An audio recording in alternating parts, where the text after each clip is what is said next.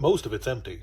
Hey kids, welcome back to the channel. I'm Uncle Frank and I'm hoping that you are having a great day. And in today's video, I wanted to sit back, relax, and have a conversation with all of you about Pokemon card collecting. Not any of the modern stuff. Mind you, I don't want to talk about Journey Together or any of the other recent Pokemon sets. I don't want to talk about the bull market and all the hype. Instead, I want to talk about vintage Pokemon collecting. Specifically, I want to talk about one of my favorite vintage Pokemon cards, the Ancient Mew. This is easily the most unique Pokemon card you'll ever see, designed to look like something you'd find in an ancient ruin. It uses a combination of German runes and Mayan-looking glyphs, as well as this really neat Mew design in the art itself, as well as a unique card back that's not used on any other Pokemon card.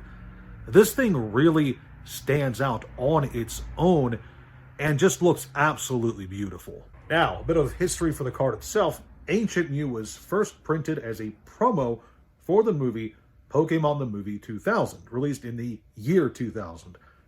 I know that there's some people out there who are going to call it the Power of One, but I and literally everyone I know called it Pokemon the Movie 2000, so that's what we're going to stick with. Fans could get the card by attending the theatrical release of the film only during its first week, with people who went afterwards getting an Articuno, Zapdos, or Moltres promo card instead, if I recall correctly.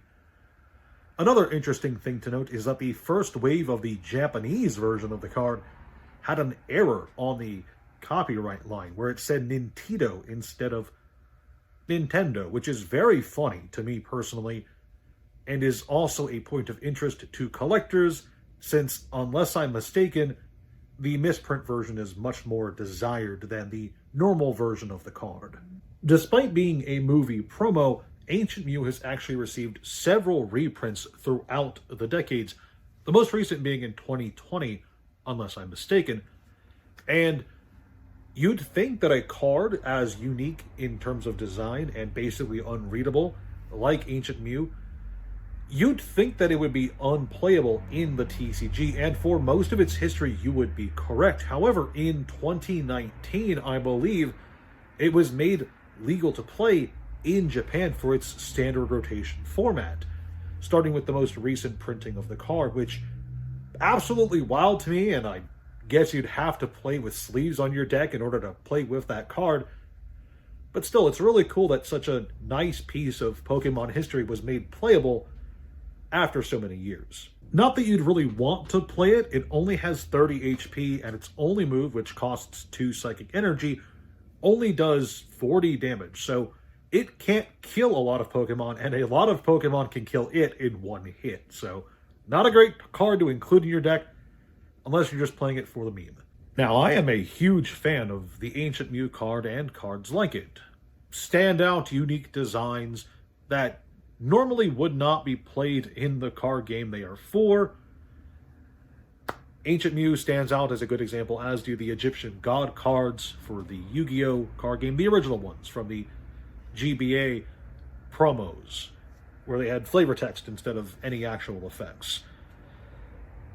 And I'm going to be honest, I personally feel like if you are somebody who collects vintage Pokemon cards, the Ancient Mew is something that you should strongly consider to have in your collection.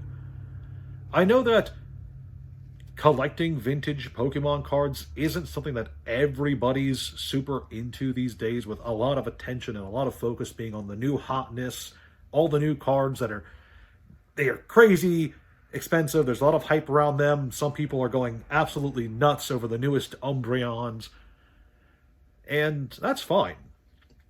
But I feel like there's a lot of people who overlook really beautiful pieces of Pokemon history when they overlook cards like Ancient Mew. And for a long time, it was completely overlooked. It was like a $20 card for basically up until very recently. It's starting to climb up there, and I'm worried that I won't be able to get more before they become too expensive for my tastes, but that's beside the point.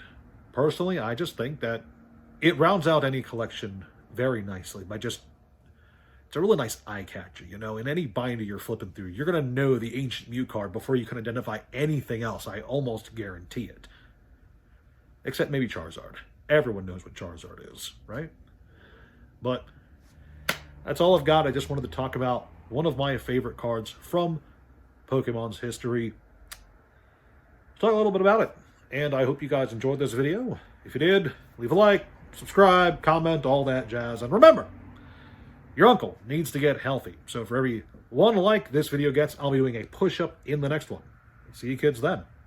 The last video got 14 likes.